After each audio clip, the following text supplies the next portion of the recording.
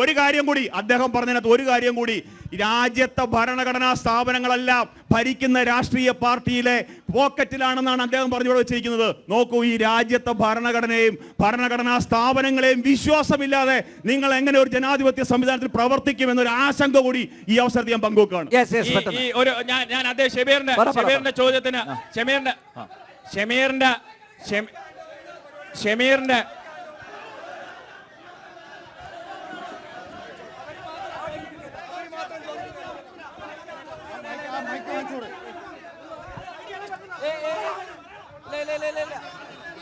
Hello, രക്ഷാപ്രവർത്തകർ സ്വയം നിയന്ത്രിതരാവും. ഒന്ന് ദയവ് ചെയ്ത് സഹകരിക്കുക പ്ലീസ്.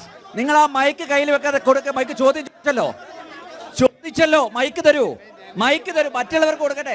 ആ മൈക്ക് തരൂ പ്ലീസ്. ദയവ് ചെയ്ത് രക്ഷാപ്രവർത്തകർ മൈക്ക് തരൂ പ്ലീസ്. അങ്ങനെ ചോദിക്കാനുള്ളതല്ല.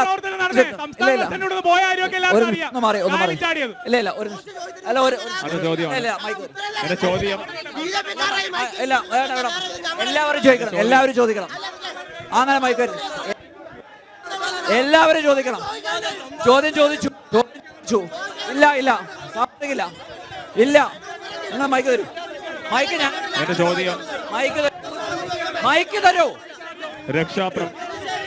നിങ്ങൾ ഉത്തരവാദപ്പെട്ട ഒരു പദവിയിൽ ഇരിക്കുന്ന ആളല്ലേ, ചെറിയ പിള്ളേര് കാണിക്കുന്ന പോലെ. നിങ്ങൾ ചോദിച്ചല്ലോ, ആ മൈക്ക് തരൂ. ചോദിച്ചതിന് ശേഷം മൈക്ക് തരൂ. നിങ്ങൾ സംസാരിക്കാൻ ഇദ്ദേഹത്തോടെ ചോദിക്കുന്നത്. മൈക്ക് തരൂ. മിണ്ടാതിരി. തന്നോടല്ല സംസാരിച്ചത്.